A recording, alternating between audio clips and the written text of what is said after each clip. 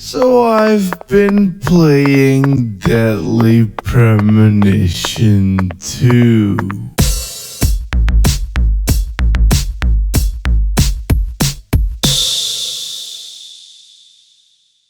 So, making these vids and consuming those by others, I've gone on to notice that many folks look at games in this one specific way. Gameplay, center stage, and how all other elements work towards making it better. I.e., the story, creating a context for it, music fittingly hyping it up, shit like that. But I, and I'm sure many others do too, look more so at games this way. Gameplay, center stage, and how it works to serve everything else. It's cause of dumb bullshit like that I end up making videos on how the stupidly dense mechanics of Vagrant Story only help along its art style. Or how the cryptic and tedious gameplay of Tulip only adds to its defeatist, cynically optimistic worldviews on capitalism and the human connections, interactions, and expressions filtered through it. Tulip is a lot. Or vids on how a game's gameplay helps it to achieve a rare vision that is actually my vision. Or how Kingdom Hearts 3 plays entirely like its own fan game, or how Shenmue's examination shit makes it do what it do in terms of creating a realistic feeling world, etc. It's always kind of been my thing, and yet I didn't fully realize it until now, and I guess it makes sense too, because those non-gameplay elements are what get me to play shit in the first place. Whether or not if the art looks cool to me, or if the soundtrack is flammable, or if I know it to do something narratively that interests me, it's all shit that inspires me or engages me, or at least drags me towards a game, and so, of course, I'm gonna look at the gameplay as not much more than a tool to enhance those very elements. Similarly, I don't think flaws are at all a bad thing in games either. Hell, they may in fact be my favorite part, as each fuck-up, glitch, or oversight simply serves as a crack or tear in the game's seams that allows one to have a peek at the creative process going on behind it. As if code almost literally pours onto the screen the moment an AI-scripted NPC wakes the fuck out, and you can vividly picture an actor in a booth the moment terrible voice acting expands your disbelief, and when the animation janky, it gives a far greater picture of how that shit was achieved than when everything looks all peachy keen, perfect, and proper. I think that's about as close as I'll ever get to manifestoing what is my current views on how I view games, with which I analysis them through. And so it is with all of that in mind that I say that Deadly Premonition is not so bad it's good, it is just good.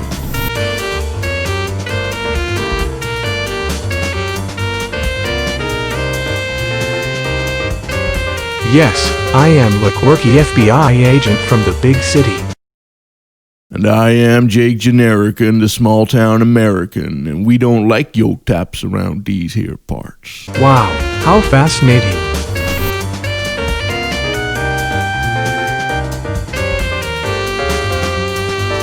Video start now. I mean, first of all, let's get this out of the way right away.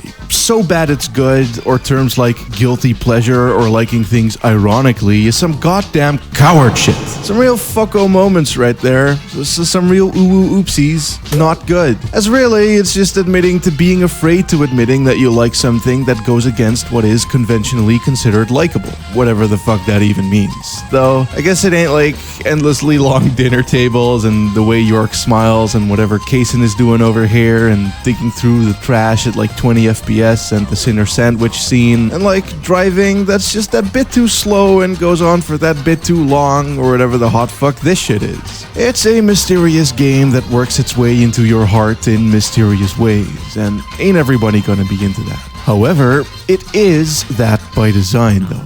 Sure, some parts of it are due to its lower budget and messy development, but it isn't an accident either. It's not like The Room or fucking Bethesda games. It isn't garbage. For instance, tedious things like the map not being able to zoom out or waypoint, or the bad handling of these dummy cop cars all seem like bad game design, but the literal fucking phrase kicking off this adventure is, Zach, there goes the civilized world. you're in Podunk, so you're gonna play Podunk.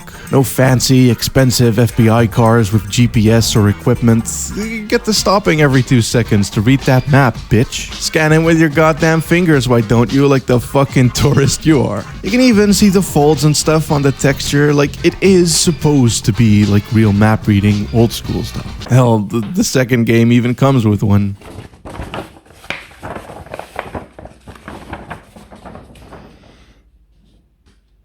I guess a big thing here is that while the gameplay can certainly be kinda iff, it never not contributes to the tone, plot, or themes. That isn't to say that it doesn't have any flaws, like, fuck yeah it does. The sound design is just garbo. It's all stock sound effects, and I'm not talking about the good ones that make up everything, but the bad ones that make up YouTube videos. Granted, the dev team wouldn't have been able to know that. I doubt that they were watching Smosh or whatever the fuck circa 2010, but even then, the implementation just kinda sucks, and whoever was in charge of the sound design and general sound implementation did a massive bungle job, with even the voice line volume being all over the place and sometimes multiple songs playing at once. Additionally, the game doesn't know how to pace itself. Certain segments, while cool on paper, like Dog Chase, twice, and almost all of the shooty bits and runny quick-timey bits all just go on for that bit too long.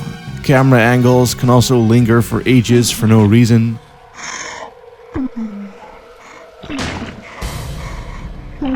Okay. Cut. Cut. You should have cut. You should have. Okay. Same here.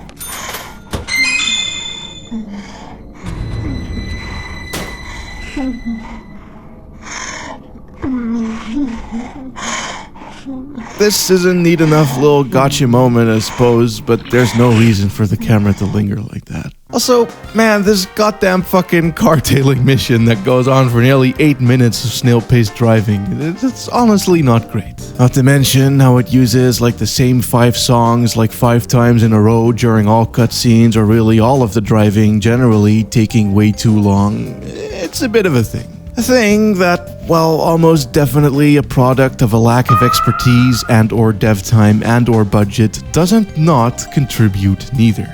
Yeah, you thought I was shitting on the game for a bit there, huh? Well, how dare you think so lowly of me? I would never, cause yeah, it's a game about being lost in, but getting accustomed to, the cozy countryside style of life.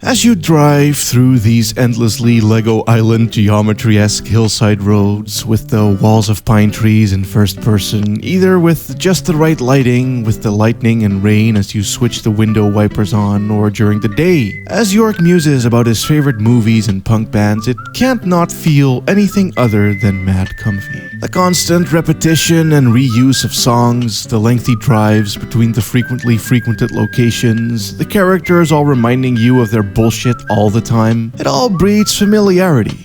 Like, there's a reason that the soundtrack is so beloved and memorable. It's overused, but through that, it starts to feel like home. Cozy, comfy, like a warm embrace welcoming you after the long, cold, pace-breaking shooter segments violently confronting you with the need to be extinguished discordant darker side of Greenville. Life is beautiful after all, soak in that mundanity.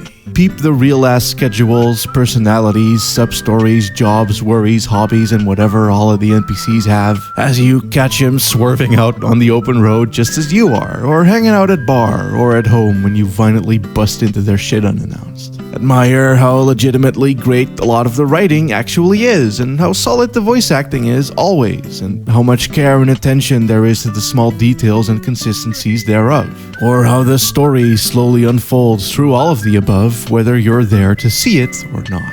Sure, some of it's uncanny, awkward, weird, or strange, but if you count that as bad, then so is any Lynch or Tarantula movie. Besides, camp is valid. Don't be a coward. Shit's honest as fuck, and above all, it is also an intentional tonal choice, as not only admitted to by Swery himself, but also just kinda shown in how it's invoked in either the exact same way or purposefully not at all at times in all of his other games. Cause, yeah, DP1 just has a lot of really great cute shit in it that ties the whole thing together very well, making it so that even often the jank works to its benefit. There's more to this that outscopes this video and my playthrough, but luckily I can redirect y'all to this video by Whitney Plays. She did a very in-depth look at the game, almost like a character study of sorts on all of its characters, perfectly highlighting the sheer volume of nuance that this game has, which does more so to solidify it not being some happy accident or a so bad it's good type of thing than everything I've said so far. Me though, I'ma just leave y'all with me bringing up the fact that you can have breakfast with the gang and have them discuss the plot, or just have some relief banter every single day within the game, which is just, I don't know, even those detail horny AAA games typically wouldn't go that far, which I can't help but appreciate. Hell, even in the Yakuza games, most of that type of side content wouldn't be fully voiced or directed, and here it is. Shit's nuts, and, well, not to bring down the mood at all, but my biggest worry with the sequel was that exactly this aspect would be compromised. Swery wrote it for sure, but it seems to be somewhat independently developed by Toybox, the studio responsible for the quite bad ports of the original and some cheapo VNs, and published and announced quite haphazardly and quickly, so I feared that the scale of 2 to be compromised, turning the game into more of a zeitgeist Deadly Premonition, filled with memes and references than a true sequel in spirit and scope. But luckily, cliffhanger.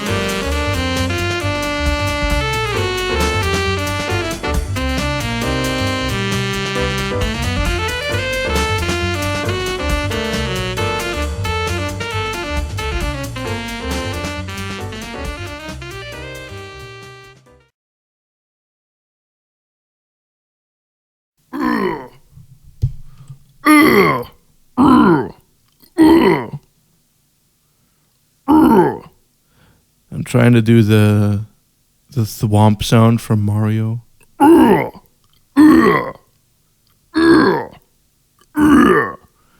I feel like I'm getting there. Girl die, York find out why. Only not really, cause York old and so Agent Aaliyah find out why by making him say his say and recollect this game. D4 shit with cool UIs, cell shading, dope fonts, and crazy guys, open world with board that skate, and gameplay very similar to the first one may love or hate. It do be looking a little bit like a badly emulated PSP game, but as York says right at the start of 1 as you drive out of the hotel, Well, that visual quality is a good reminder of those days. which is not at all the case either, as it definitely radiates, well, they don't make them like this anymore type energy, whilst clearly demonstrating that they do.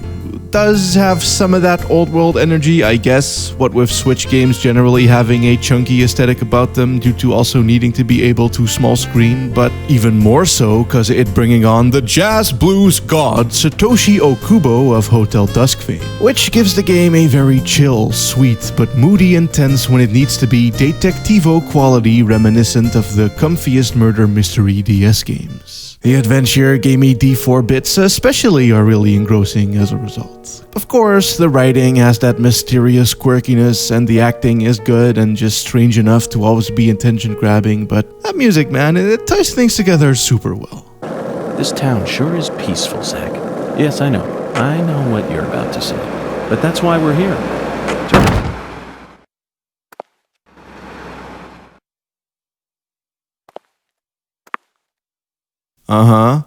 Very peaceful. But yeah, structurally the game is very similar, it's just that what it places inside of said structure is rather different. As you see, instead of like every investigation essentially being a badly placed shooty dungeon where you enter the big building and the music immediately go,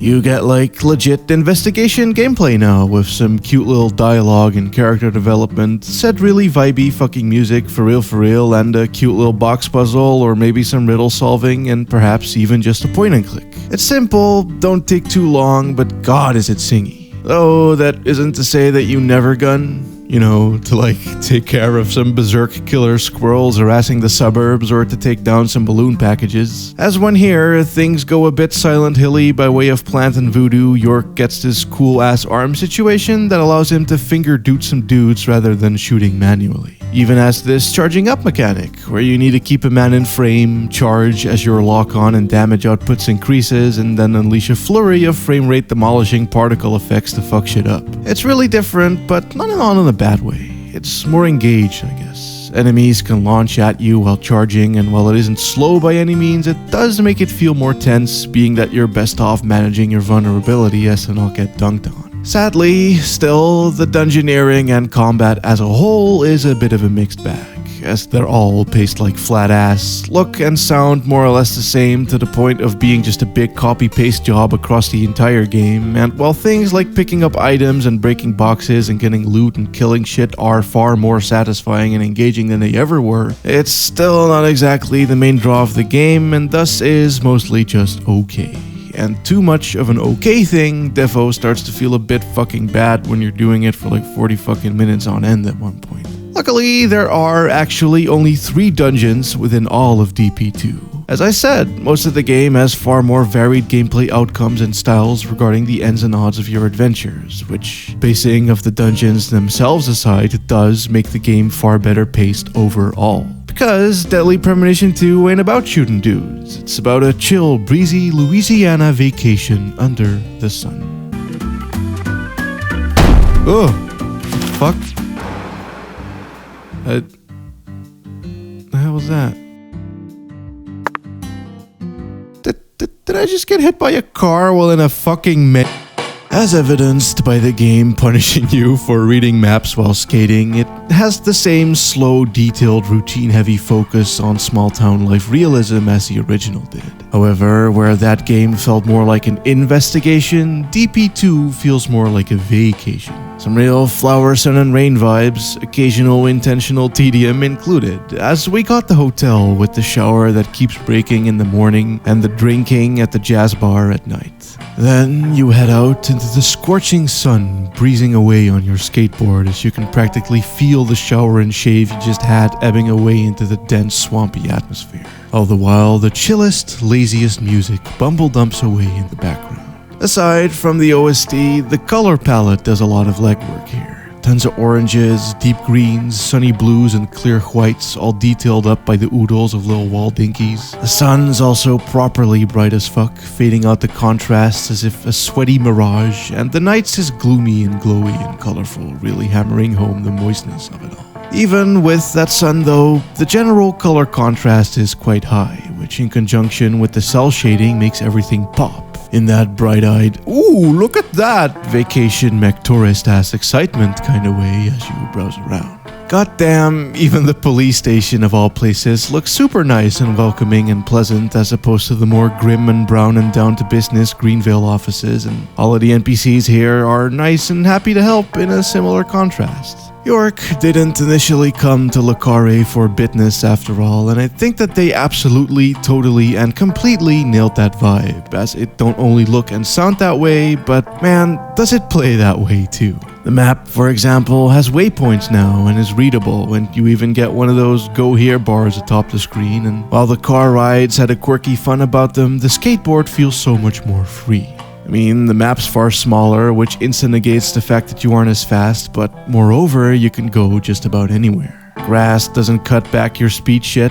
The map no longer has that open world facade vibe about it, with all of the heavy restrictions and designated paths by way of guardrails and hills, as you can just go off-road just about anywhere now. Zooming through the forests and fields and swamps and farms, it's both more immediate, getting you where you need to go ASAP, but also feels way less railroaded and claustrophobic. Which, was very much the intent in 1. It was more of an investigation than a vacation, because it was an investigation. And a big way as to how it achieved that, aside from just locking your ass down, was by having George and or Emily tagging along a lot, giving you shit for veering off, or for being an unprofessional idiot, or for being late, and so on. In actuality, the game never really punished you exactly, but it certainly very intently kept up the idea that you were a man on a mission doing his job.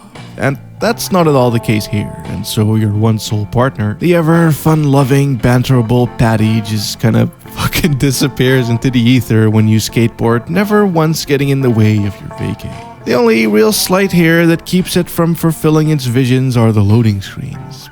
Thing is that when you leave a building and enter the map, it loads the whole fucking thing, which takes a literal minute, if not more sometimes, every fucking time. Shit can certainly deter one from going in and out of places too much and doing side quests, which sucks as, well, hanging out with its characters is like its whole main draw. You see, the writing and personification of its cast is really fucking well done. Everyone has their quirks, mannerisms, interests, gimmicks, and routines that make him stand out and are wholly consistent. York himself proved this instantly, seeing as one of the first things he does is bring up that fucking Blue Thunder Malcolm McDowell bullshit again. Okay. Another vital element of Cat People is the presence of Malcolm McDowell. Malcolm McDowell from Blue Thunder. Oh, talk about a masterpiece. Listen carefully, David. Only an amateur would call A Clockwork Orange his best movie. Don't tell me you're thinking about Clockwork Orange. Malcolm McDowell, come on, it's pretty obvious. Blue Thunder. Came out in 1983 and was directed by John Badham. That's such a minor, off-the-cuff thing, a tidbit, not something most fans or even writers would remember, but here it is. Shit shows that Swery just really gives a fuck about his characters, as he often has them express things one way or the other that he too feels strongly about, which instantly breeds this familiarity between you and the cast whenever they speak.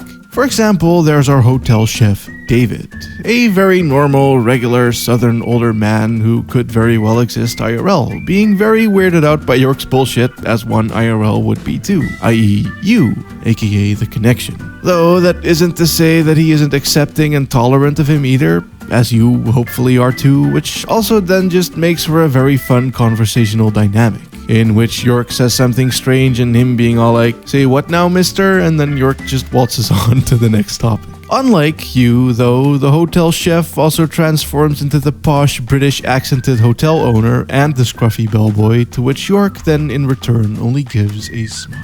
As you probably did as well. I certainly did.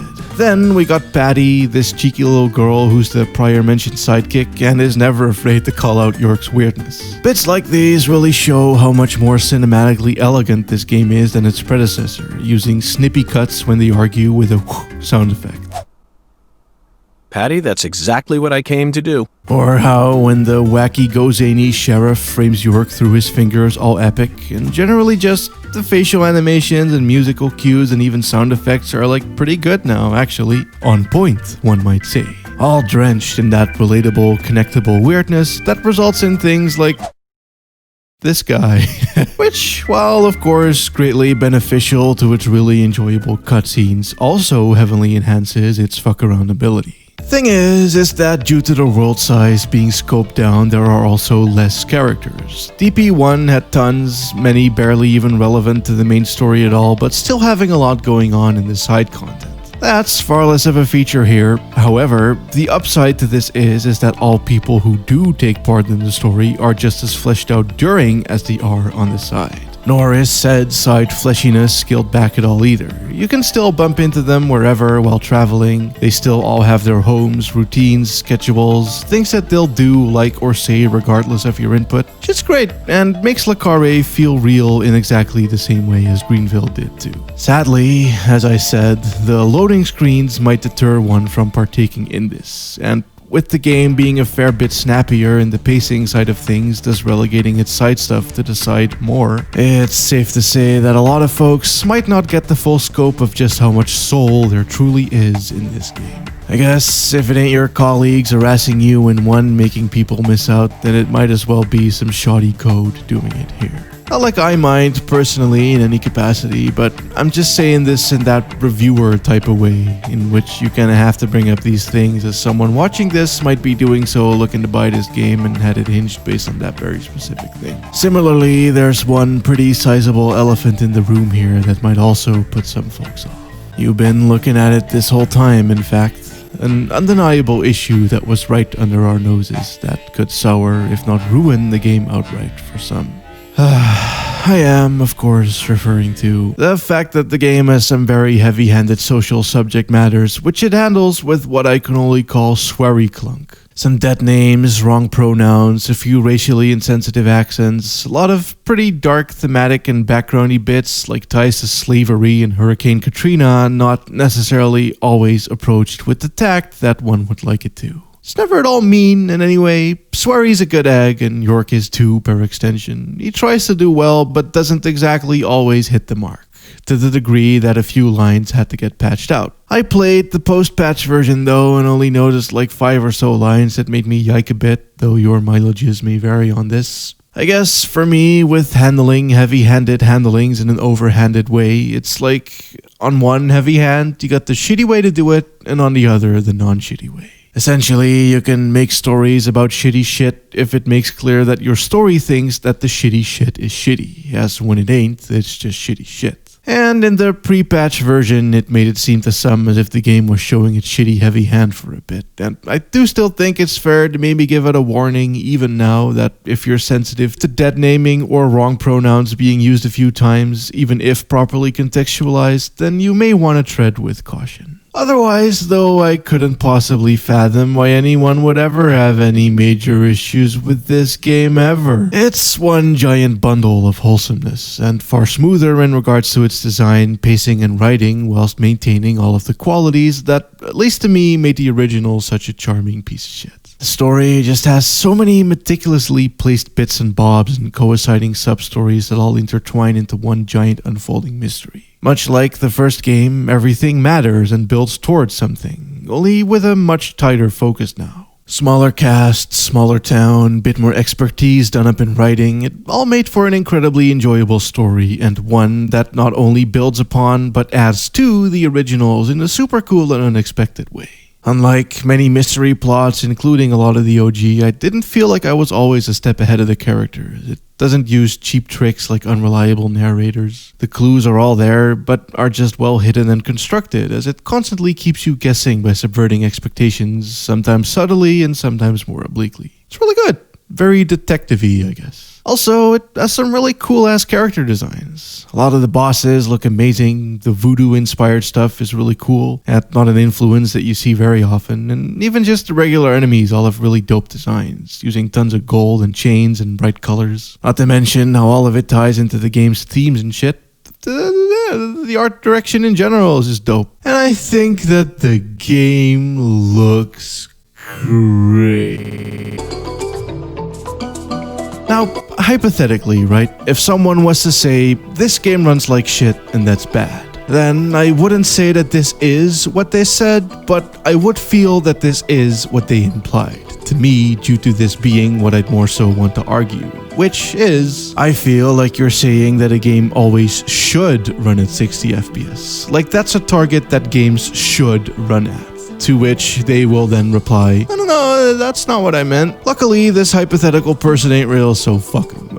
Let's continue my argument. Cause see, I don't think a game ever should be anything that it isn't. I guess within certain bounds, maybe in terms of like peddling horrible bigot shit, maybe don't. But in regards to something like this, I feel like saying that it should always aim to run at 60 FPS is kind of a boomer move that willingly limits what games can or can't do. If a title can look like old-timey pixel garbage on purpose or replicate the warping of early 3D games, then why also couldn't the game use frame rate as a similar artistic form of expression the way that those games do with resolution, or movies do with aspect ratios or shit like color or lighting across either platform?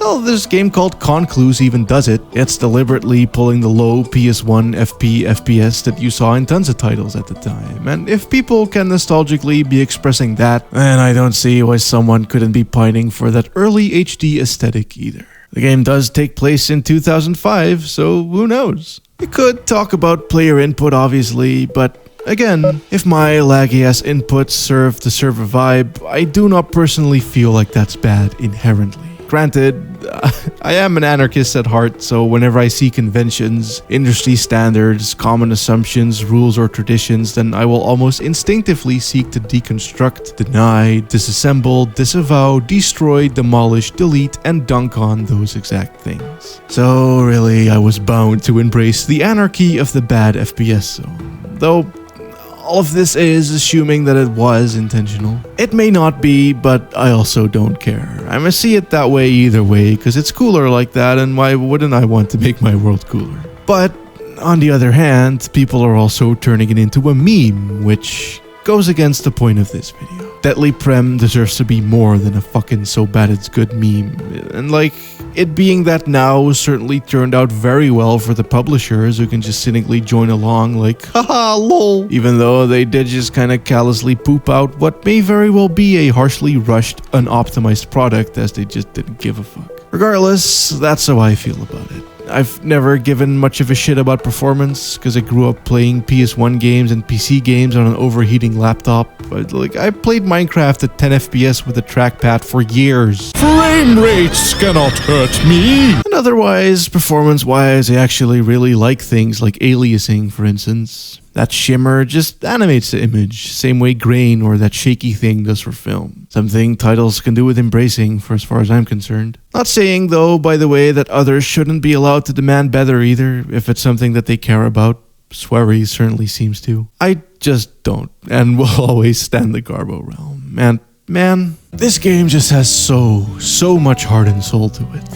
Just like its predecessor, it's not so bad it's good, it's just good. It is truly one of the best cases for this inverted chart.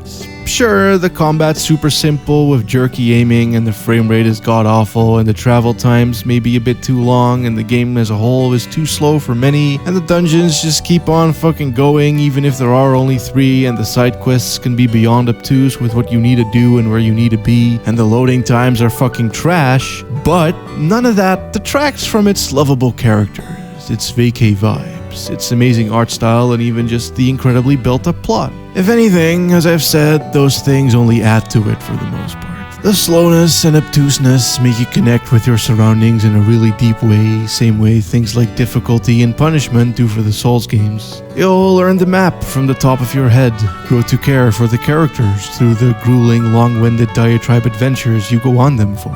You feel like you've stayed here for ages, really soaking in the minutiae through the vast distances you've traveled, and the intricate details you've found while along the way let you appreciate the small things just as York does. You will get excited about unlocking a goddamn rice dish to taste that culture. You'll learn to value cigarettes as much as he do as you need them many times to make the somewhat badly timed time frames. You'll learn to love your darling due to the time you spend writing her and the dummy stupid lengths you go through to learn new tricks for absolutely no reason. I just loved my time with this game. I really genuinely fucking did. It's a triumph of what games can do simply by having their gameplay speak to enhance the qualities of the elements crimped from other mediums to degrees that those mediums could not reach without it. For better or worse sometimes, but I'll take the better any day. As this is one special-ass game, made by one special-ass guy about some special-ass characters in one special-ass town. Like, it has this part with infinitely spawning crocodiles. It's really good.